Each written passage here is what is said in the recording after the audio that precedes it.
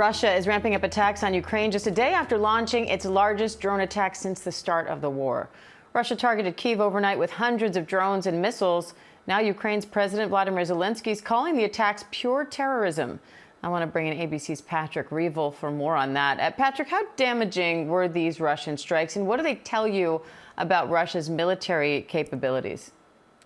Hi, Dan. Yeah, I mean, we seem to be speaking about these sorts of massive Russian attacks most days now. I mean, just yesterday, Russia launched a record number of missiles and drones, and now overnight, it again sent hundreds of drones, mostly targeting Kyiv, and it did cause significant damage, major fires in the city. There was damage reported in 8 out of 10 districts of Kyiv, at least 2 people killed and over 24 injured, according to authorities there. All night for 10 hours, there were waves of these drones coming over, anti-aircraft fire and explosions lighting up the skyline of the capital. This morning, there was thick smoke hanging over the center of the city.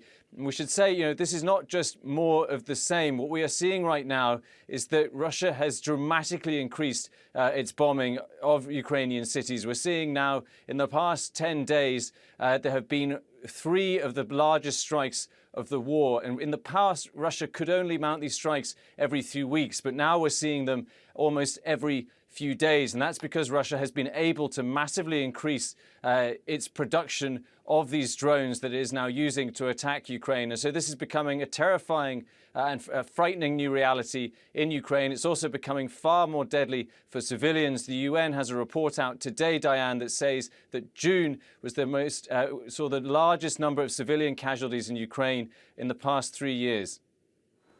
Secretary of State Marco Rubio just met with Russia's foreign minister. What are you watching for there?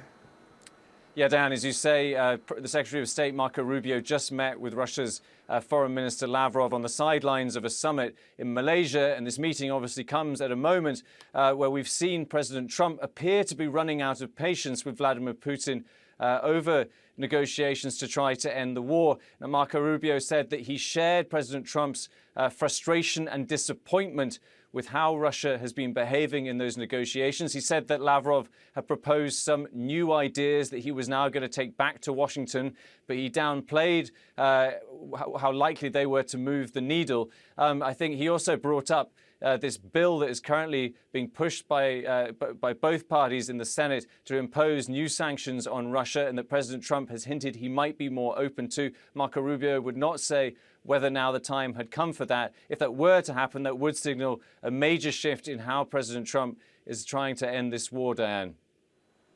ABC's Patrick Reevell, thank you.